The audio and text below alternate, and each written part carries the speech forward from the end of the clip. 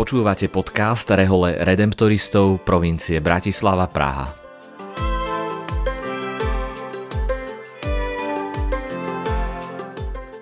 Kongregácia Najsvätejšieho vykupiteľa Redemptoristi je rehoľou, ktorú pred takmer 300 rokmi založil svätý Alfons neďaleko Neapola v dnešnom južnom Taliansku. Od začiatku sa venuje ohlasovaniu radostnej zvesti o vykúpení opusteným a chudobným. Účasť na charizme ohlasovania hojného vykúpenia majú aj mnohí laici. Pri redemptoristoch v našej provincii funguje niekoľko skupín redemptoristických laikov, ktoré nazývame aj misijné spoločenstva.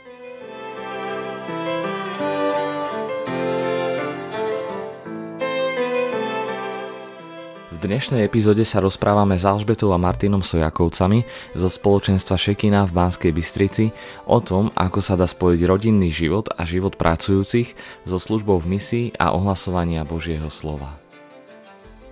V úvode chceme svedčiť o tom, že sme zakúsili Božiu lásku a to zmenilo. Zmenilo to moje srdce, zmenilo to môj osobný život. A keďže aj Martin zažil dotyk Božej lásky, zmenilo to aj jeho a zmenilo to aj naše manželstvo. A tým, že my naozaj zažívame Boha ako živého, chceme osvedčiť o ňom, chceme svedčiť o jeho veľkej láske voči nám, o jeho skutkoch, čo on koná pre nás. A evangelizácia sa tak stala životným štýlom nás ako manželov a rodiny. A ako sa to prejavuje, ten životný štýl? Keď som nad tým tak premýšľala, pripomínali sa mi slová zo žalmu: ochotné je moje srdce, Bože, ochotné je moje srdce. Ten náš životný štýl sa prejavuje v tom, že my sme ochotní ísť do služby, ísť a ohlasovať, ísť a slúžiť. Náš život so 4 deťmi je plný, že neustále je čo robiť. A stojíme pred mnohými rozhodnutiami, že čomu chceme venovať svoj čas. My sme sa rozhodli, že značnú časť našich životov chceme venovať práve evangelizácii. A chce to samozrejme aj múdrosť do celého takého rozhodovania. Tým, že zakúšame, že Boh je živý, že zmenili sa naše túžby, moje aj manželové. A to, že služba sa stala takým našim životným štýlom, tak sa usporiadali aj naše priority. Aj náš program ako rodiny sa prispôsobuje takému rytmu spoločenstva. To znamená, že napríklad aj krúžky detí volíme tak, aby sme boli časovo disponovaní k službe. Alebo manžel je ochotný vziať si voľnosť práce, aby mohol ísť napríklad na misie. Myslím, že Alžbeta to správne vystihla, keď povedala, že je to životný štýl, teda služba ako taká je takou prirodzenou súčasťou nášho života. Toho takého každodenného života. Nie je to niečo, čo sa objaví raz za mesiac, za pol rok, za rok, že dnes som sa rozhodol, že si urobím voľno, ale už ten prvý deň uvažujeme nad tým, že ako sklbiť rodinný život so službou. Že je to súčasť nášho každodenného života. Zároveň to je taký kompromis toho spoločne tráveného času, že niekedy nemôžeme byť všetci spolu, lebo jeden z nás dvoch slúži. Takže je to do istej miery obeta, ale mám pocit, že to asi ako veľkú obetu neprežívame. Skôr je to taká tá druhá strana služby. Ak jeden je v tej aktívnej službe, tak druhý sa venuje deťom a tým rodinným povinnostiam, ktoré tiež nesmú zostať mimo. Ešte by som chcela dodať, že tak ako žijeme službu teraz, tak to dozrievalo dlhé roky. Keď sme vstúpili do spoločenstva, tak sme veľmi veľa dostali. Spoločenstvo ešte stále je pre nás veľkým darom. Veľmi veľa dostávame. A vstúpili sme aj do formácie, napríklad aj v osobnej modlitbe, ktorá sa stala tak dôležitou pre naše životy. Dozvedeli sme sa viac o charizmách a ako nimi slúžiť. Teda my sme veľmi veľa dostali, až potom sme vykročili na cestu služby. Takže nie je to len miesto, kde odovzdávame, ale veľmi často je to miesto, kde čerpáme. Teda pre nás je služba zároveň zdrojom nejakého zisku, naplnenia, čerpania. Že neskôr máme z čoho dávať my. Ako to funguje, keď slúžia obaja manželia? Je to veľmi jednoduché, tak aktívne. Väčšinou slúži jeden z nás, vzhľadom na to, že máme viac detí a je potrebné sa im venovať. Takže jeden z nás je v tej aktívnej službe. Tým, že tie deti máme malé, tak väčšinou som to bol ja ako muž, ale keď boli deti trošku väčšie, alebo bolo to možné, tak slúžila aj Alžbeta a ja som bol s deťmi. Niekedy v minulosti som mal pocit, že slúžim ja. A bral som to ako takú prirodzenú súčasť, že Alžbeta sa postará o deti. A asi postupne som dozrel do toho, alebo uvedomil som si to, že rovnakú službu ako ja mám v tom čase, má aj Alžbeta, lebo bez nej by som nebol schopný ja niekam ísť, opustiť rodinu, deti a tie povinnosti, ktoré sú doma.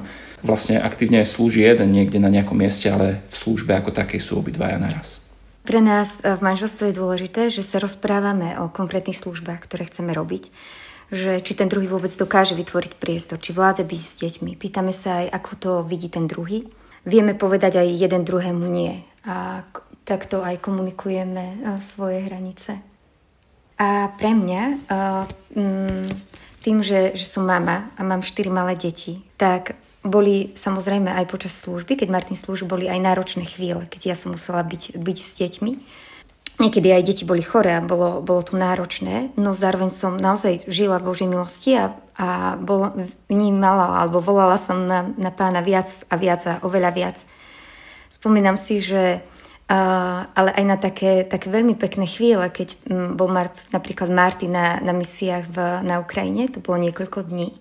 A my sme mali niekoľkomesačné bábo a napriek tomu tie dni boli úplne krásne. Že to bolo také prekvapenie.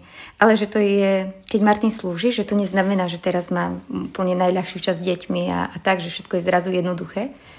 Ale skôr je to o tom, že viac a viac sa spolieham aj na Božiu milosť a zároveň sa aj prirodzene pripravujem na to, že idem byť s deťmi a teda sa snažím byť odpočinutejšie, aby som dokázala pokojnejšie reagovať. Možno vezmem deti na výlet, alebo chcem, aby mali taký dobrý čas, keď tu Martin aktuálne nie je. Ja som vďaka službe alebo Alžbetinej formácii v službe mal možnosť byť už niekoľkokrát týždeň sám s deťmi, čo je veľmi obohacujúca skúsenosť. Ako sa mení prístup k službe, keď prídu deti, materská, zmena zamestnania alebo sťahovanie? Pre mňa byť matkou je jedným z najväčších spôsobov evangelizácie. Že tým, že si ma povolal do materstva, že mi dal deti, ktoré sú Božím darom, tak sa na ne pozerám, že oni nie sú prekážka v evangelizácii. Ani moje materstvo, to neznamená, že nie som neaktívna v službe, ale práve je to v tom takom rozpoznaní, že môžem vytvárať priestor pre môjho manžela. Tým, že staviame náš život na osobnej modlitbe, na vzťahu s Ježišom, že ja aj spätne vidím, ako ma Pán práve cez toto obdobie premieňa, ako mi dáva aj zakúšať radosť, aj mi pomáha so starostiami, pomáha mi s výchovou. A ja verím, že možno aj takto si ma pripravuje na to, že raz budem môcť ísť a svedčiť o tom, že ako zažívam Boha vo všednosti. Jedna zo služieb, ktoré vlastne má môj muž, je, že je vo vedení spoločenstva a teda raz za mesiac sa stretávajú a ja mu na to vytváram priestor. A ja mala som malé deti pred nejakým časom a ja som si zároveň uvedomila, že nemôžem sa zúčastňovať večerných modlitieb, nemôžem možno chodiť na výjazdy, ale že to, čo môžem, je vytvárať priestor pre ženy, ktoré sú možno ako ja, že nemôžu ísť a slúžiť niekde ďalej. A tak sme vytvorili napríklad modlitby žien. A že ja naozaj vnímam, že toto bola taká Božia odpoveď na tie možno aj moje potreby a potreby žien v spoločenstve, že vznikol taký modlitebný čas pre tých, ktorí nemohli ísť slúžiť niekde inde.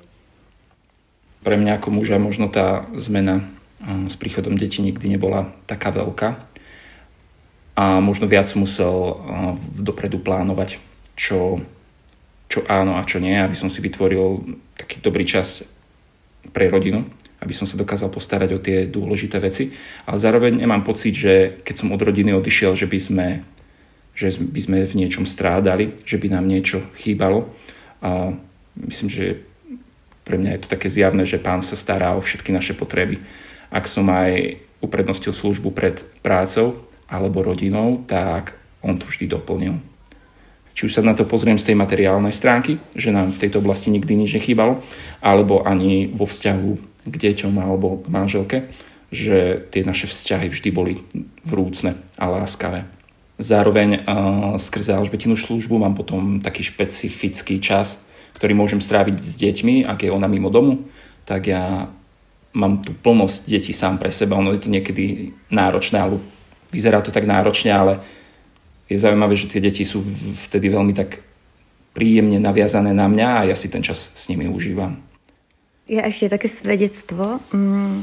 Keď som s deťmi a v poslednom roku bol asi manžel viackrát na výjazde v Čechách, boli to teda jednodňové výjazdy, ale že mne, keď sa vrátil, tak ja som videla, že v niečom je taký iný. Môj Martin nie je taký, že sa mi teraz pozdieľa so všetkým, že pre mňa to zostalo také tajomstvo, ale ja som videla, že aké je to dobre pre nás manželov, že môj Martin ide a vráti sa a sme si potom takí bližší. A preto vždy, keď môj manžel vôbec vyjadrí takú ochotu, že chce ísť na misie, tak ja naozaj prežívam radosť a že áno, že môže ísť. To, čo on teda zažíva tam, je, že vidí, ako sa ľudia na misiách menia a zároveň ja svedčím o tom, že takisto je krásne vidieť, ako sa menia a vzrastajú naše deti a čoho ja som zase svedkom doma. A tiež v rámci takej tej služby, že ako sa to mení s pribúdajúcimi deťmi, že keď sme mali jedno dieťa, tak ešte sme boli na výjazde všetci traja a striedali sme sa s tým dieťaťom. Potom sme prišli na to, že s 2 deťmi sa to už takto nedá. A teraz so 4 deťmi naozaj je to skôr tak, že jeden ide a druhý je doma s deťmi. A takisto, alebo keď je nejaká duchovná obnova, že skôr mu tak darujeme ten čas tomu jednému, aby mohol čerpať a ten druhý sa stará o tie deti, o naše deti. Ale že veľmi dôležitá je v tom celom komunikácia, ako v manželstve, ako takom a je v rámci služby. A ako služba vás, rodičov, ovplyvňuje deti? Myslím, že v našej rodine zatiaľ nevidíme nejaký veľký vzdor detí voči našmu tráveniu času v službe, že nejak sa to neprejavuje. Nemáme ešte pubertálne deti, takže ak je potreba, aby jeden z nás dvoch bol mimo domu, tak to akceptujú bez reptania. Možno niekedy spomenú, že sme im chýbali alebo že im bolo smutno, ale to je taký skôr milý doplnok toho vzťahu na také utuženie. Možno taký vplyv, ktorý to na nich má, že tým, že už má 4 deti a niekedy je ťažké pre nich pripraviť program, keď sme niekde my dvaja mimo. A tak sme začali to riešiť tým, že máme opatrovateľku pre nich, ktorú majú veľmi radi a ten čas s ňou si vedia naozaj užiť. Raz za mesiac, využívame to pravidelne raz za mesiac počas dňa spoločenstva. Je to čas, keď my ako manželia a členovia spoločenstva máme možnosť spoločnej modlitby a formácie, tak o deti je takto postarané. Keď sme vstúpili do spoločenstva, asi o 2-3 týždne na to sa narodila naša prvá dcéra. A teda aj ostatné deti prichádzali, keď sme už boli členmi spoločenstva. Tým pádom ten život, že sme v spoločenstve a život spoločenstva, že oni vnímajú úplne prirodzene, že je to našou súčasťou. A aj im komunikujeme, že čo to pre nás znamená, prečo to robíme. V našom spoločenstve je to tak, že deti nie sú akože pravoplatnými členmi spoločenstva, lebo naše spoločenstvo je zmluvné, oni nepodpisujú záväzok a teda nemajú služby a tak a môžu mať aj iné povolanie. Neznamená to, že aj oni sú povolaní byť členmi v našom spoločenstve, že budú a dávame im tú slobodu, ale zároveň vidia, že čo to pre nás znamená, koľko dobra sa dostáva nám osobne a aj nám ako rodine.